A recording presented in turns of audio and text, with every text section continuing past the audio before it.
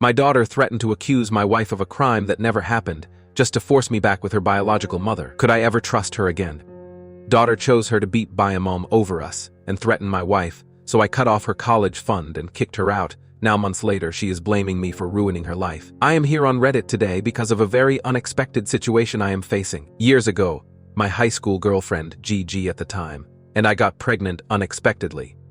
We had always been careful, but I guess sometimes life has its own plans. When Gigi discovered she was pregnant, she went ballistic as she had always dreamed of pursuing her career as a model and argued that getting pregnant meant giving up on all those dreams. Throughout college, she had been working various part-time gigs and going for auditions, so I knew how much her career meant for her. I empathized deeply with her aspirations and assured her that I would support whatever choice she made. It was important to me that she knew I was there for her, no matter what. Unfortunately, we found out that her pregnancy was too far along to consider termination. This news was devastating for Gigi, as it felt like all her dreams were slipping away, and it put her in a very difficult position. In the midst of this, our families reacted very differently to the news. My parents immediately stepped forward, offering to take responsibility and support us in any way they could. They were ready to help us through this new phase in life and ensure the best for the baby. However, Gigi and her mother had a completely different perspective. They were vehement about giving the baby up for adoption after birth. Gigi's mom believed that this was the best way to ensure that Gigi could continue pursuing her dreams, guilt-free without the burden of motherhood hanging over her head. My parents and I were firmly against this idea. I assured Gigi and her mother repeatedly that I'd take full responsibility for the child, promising that Gigi wouldn't have to do anything for our baby if she chose not to. I tried to convince them that we could find a way to make it work without giving up the baby. Despite my assurances, they kept insisting that giving up the baby and cutting all contact was the right choice. Gigi was particularly adamant about this because she feared that if she gave the baby to me, there might be a chance I would try to involve her in the baby's life later on. She wanted to avoid that potential drama entirely, ensuring a clean break so she could move forward without any ties or guilt. I spent days begging and reassuring Gigi that after she gave up her parental rights, I would never contact her again about the baby. I promised her that she could go on to live her life without ever having to think about the child, completely guilt-free. Eventually, both she and her mom were convinced, and that is exactly what happened. After Gigi gave birth to our baby girl, Diana, she recovered and resumed her life. My parents and I took on the full responsibility of caring for Diana. Initially, balancing my studies with caring for a newborn was challenging, but I've never regretted my decision. Seeing my daughter grow and thrive brought me immense joy and a sense of purpose. Throughout the rest of my college years, Gigi avoided me completely. She never once inquired about our daughter, and I stayed true to my promise, never bothering her about it. My focus was entirely on raising Diana and building a stable life for us. Diana meant everything to me, and it's hard to put into words just how deep my love was for her. They say there's a special bond between fathers and their daughters, and from the moment I first saw her in the hospital, I knew that was true. It was an overwhelming feeling when I held her in my arms, like my entire universe suddenly centered around her. She brought an indescribable purpose into my life. I can't even count the number of times my classmates would tease me about becoming a dad too soon. They would say I was missing out on life and that I should be out having fun, not changing diapers and worrying about a baby. Despite their comments, I never paid any heed to them because they didn't understand the bond I had with Diana or how fulfilling it was to watch her grow and learn. Sure, my college experience was vastly different from theirs, but looking back, I wouldn't have traded it for anything. Every milestone Diana reached, every smile, and every little moment we shared made all my sacrifices worth it. I worked tirelessly to graduate from college with good grades while juggling a part-time job to support my daughter.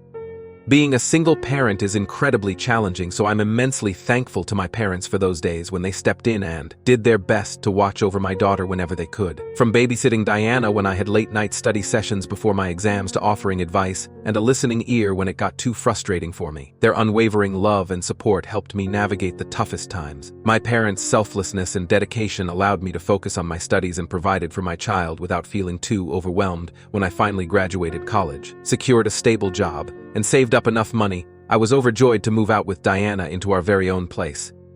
It was a milestone moment for us both. I took great care in choosing each piece of furniture, decorating Diana's room, and making sure everything was perfect for us. This wasn't just about having a roof over our heads, it was about creating a space where we could make new memories and feel truly settled. In the first few years after moving out, it was just Diana and me. I would go to work at my office, pick her up from daycare, and we would then head home together. After freshening up, I would help her with homework while preparing dinner and prepping her lunch for the next day. Gradually, I got the hang of managing everything on my own. Sure, there were times when exhaustion hit, and I had to call my parents for help, but for the most part, I was always there for my daughter, and she could count on me for anything. Being her parent was my first priority, and seeing her grow and thrive as a happy child was incredibly rewarding. When Diana was 5 years old, I met her stepmother and the love of my life. Chloe was a divorcee who had come out of an abusive marriage. Despite her difficult past, she was an incredibly kind and compassionate woman. The way she interacted with Diana was what truly made me fall in love with her. Chloe understood how important Diana was to me, and she embraced her wholeheartedly. Seeing the bond they formed and how naturally Chloe took on the role of a loving figure in Diana's life made me realize that she was the one I wanted to share my life with. When Chloe and I got married, Diana was our flower girl. I still have those adorable pictures from our wedding, showing how she never left our side throughout the entire ceremony. She looked so sweet and happy, and it warmed my heart to see her being part of such a special day. The wedding was a joyous occasion for everyone, and our little family was surrounded by love and support. My parents, in particular, were overjoyed. They cried tears of happiness, because they knew how much I had struggled over the years. Seeing me finally find love and build a happy family meant the world to them. It was a beautiful day, filled with love, laughter, and the promise of a bright future together. Over the years, Chloe consistently proved to be a loving stepmother to Diana, caring for her as if she were her own daughter. After moving into a larger home that Chloe and I purchased together, I tragically lost my parents to health issues. This period was devastating for me, and perhaps why I couldn't give Diana the attention I used to. It was during this time that Diana started facing bullying in high school.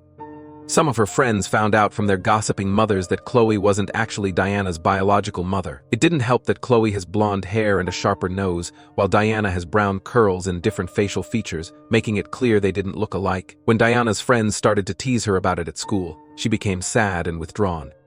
They would say cruel things like her biological mom probably abandoned her because she never loved her, and that Chloe would eventually abandon her too. At the time, I had no idea what Diana was going through. She kept her pain to herself, and it wasn't until things had escalated that I realized how much she was hurting. One day we received a call from the principal's office because Diana had allegedly attacked another student and broken her nose. When I heard this news, I was shocked to my core because my daughter had always been gentle and kind-hearted. Chloe and I rushed to the school, anxious to find out what had happened. In the principal's office, we learned that Diana had been relentlessly teased by this other girl for a long time. Finally, pushed to her limit, Diana had taken matters into her own hands and thrown a stone at her tormentor in a fit of anger and frustration. Hearing about the bullying Diana had endured filled me with a mixture of anger and sadness. I wanted to confront the other child and her parents right then and there, ready to defend my daughter fiercely. But Chloe, always level-headed, managed to calm me down. The other girl's parents insisted that Diana apologize, but I was livid. I threatened to take legal action against them and the school for allowing my daughter to be mentally harassed for so long. I argued passionately, pointing out the severity of bullying and how it had pushed Diana to her breaking point. I made it clear that bullying a minor was unacceptable and that they had no right to let their daughter's behavior escalate to this extent. My strong reactions seemed to intimidate them, and they backed down, deciding not to pursue the matter further. I never scolded Diana for what she did because deep down I understood the pain and torment she had endured for months before finally standing up for herself. It was a heartbreaking situation, but I was proud of Diana for finding the courage to defend herself, even though it came at such a drastic cost. After that incident, I knew it was time to have a candid conversation with Diana about her biological mother, Gigi. Until then, Diana had some vague awareness about why Gigi was not part of our lives, but I had never fully disclosed the details to her. I sat down with Diana and explained openly about how Gigi and I had become parents at a very young age and why Gigi made the decision she did to leave us. I reassured Diana that Gigi's choice had nothing to do with her. I explained that sometimes adults are not equipped to take care of children, and that was the case with Gigi. I also made sure to highlight how fortunate Diana was to have Chloe in her life. I told her that Chloe loved her deeply and cared for her as her own child, willing to do anything for her well-being. I wanted Diana to understand that family isn't just about biology but about love, care, and the people who are there for us unconditionally. After our conversation, I hoped Diana would have moved past her curiosity about her biomom, but a few weeks later, she confided in me that she was trying to reach out to Gigi. I was deeply concerned for her, because I knew how firmly Gigi had asked to never be contacted again. Despite my warnings, Diana was determined, and it worried me greatly that she might face disappointment or rejection. When Diana finally got in touch with Gigi, she excitedly told me her biological mom was happy to hear from her and wanted to meet up. I couldn't help but feel skeptical about this sudden change, considering Gigi had never attempted to contact me about Diana over the years, even though my contact information remained unchanged. I voiced my doubts to Diana, expressing how difficult it was for me to believe Gigi's newfound enthusiasm. Despite my reservations, Diana was thrilled and believed Gigi's words wholeheartedly. She quickly made plans to meet her bio mom at a mall and insisted on going alone. I firmly insisted that I accompany her, at least to drop her off and verify if it really was Gigi. Reluctantly, Diana agreed to my condition. On the day of the meeting, I drove Diana to the mall where she was supposed to meet Gigi. When we arrived, I scanned the crowd anxiously, searching for any sign of Gigi, half expecting her to not even show up. Suddenly, Diana spotted her. She pointed excitedly, and my eyes followed her gaze. There, standing not too far away, was Gigi. She seemed genuinely happy to see Diana, and they embraced warmly. It was a surreal moment, seeing Diana reunited with her bio mom. I stood back, giving them their space but keeping a watchful eye. Seeing Diana's smile and the way she interacted with Gigi eased some of my initial doubts. It was clear that this meeting meant a lot to Diana, and despite my concerns, I couldn't deny her the chance to connect with her biological mother. Gigi greeted me politely and assured me that she would bring Diana home after their conversation was done. She expressed gratitude for the opportunity to meet her daughter and appeared genuinely sincere. Feeling a mix of emotions, I decided to leave them to talk and give Diana this important moment. Several hours later, as promised, Gigi returned Diana home. My daughter looked flushed with excitement, clearly having enjoyed her time with her biological mother. When I asked Diana about their conversation, she eagerly recounted how wrong I had been about Gigi for all these years. According to Diana, her bio mother had expressed regret over her decision to not be a part of our daughter's life and seemed genuinely remorseful for her actions. Diana went on to tell me that Gigi wanted to be a part of her life now, and this is what she wanted as well. Hearing Diana's words stirred conflicting emotions within me. Part of me was relieved that Diana had a positive experience with her bio mom, and that Gigi seemed sincere in her regret. Yet, another part of me felt cautious, still processing the sudden shift in Gigi's stance after all these years. I couldn't help but wonder about the implications of this newfound connection for our family and how it might impact Diana moving forward. Chloe reassured me that I couldn't control the situation, and that all we could do was hope Gigi wouldn't harm or emotionally affect Diana in the future. Over the following weeks, Diana began regularly meeting her biological mother every other weekend for a few hours. Initially, I was supportive as much as I could be, wanting Diana to explore this newfound relationship. However, I started noticing a pattern. Each time Diana went to meet Gigi, she would ask me for money beforehand. Initially, I assumed it was for personal expenses, but it became clear that Gigi expected Diana to pay for their meals whenever they met. I was puzzled and concerned, so I asked Diana why Gigi didn't offer to cover these costs. Diana explained that Gigi was facing financial difficulties at the time, but assured me that her bio mom was actively searching for a job and would soon be in a better position. As odd as this arrangement seemed to me, I chose to let it go for the sake of Diana's happiness. I wanted to support her in maintaining this relationship with her biological mother without adding unnecessary stress or tension. My priority was ensuring that Diana felt supported and loved, even if it meant accepting certain compromises along the way. However, I began to notice items disappearing from the house. It started with seemingly minor things, such as Chloe's cherished ancestral cups and saucers, which were wedding gifts from her grandmother. Initially, we dismissed it, thinking they might have been misplaced. However, when my wife discovered that some of her expensive clothes and lingerie were also disappearing from her closet, our concern grew considerably.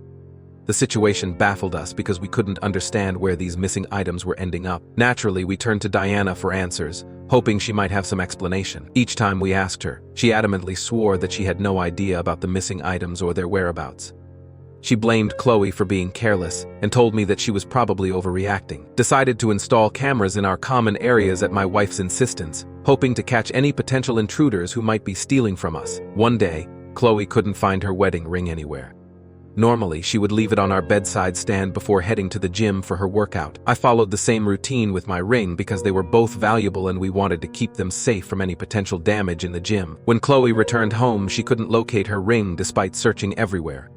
She was visibly upset and anxious by the time I got home. We decided to review the footage from our security cameras together to see if they could provide any clues. As we watched the recorded footage, what we saw shocked us and left us questioning everything we thought we knew. It turned out that whenever we were not at home, Diana would roam around the house and take things that didn't belong to her. As we watched the footage from our security cameras, we witnessed Diana entering our bedroom and emerging with something in her hand, a clear image of my wife's wedding ring. When I confronted Diana about the theft, she initially denied any involvement. However, I calmly showed her the incriminating footage. Her expression turned pale as she realized she had been caught red-handed. Sensing her distress, I asked her gently to herself.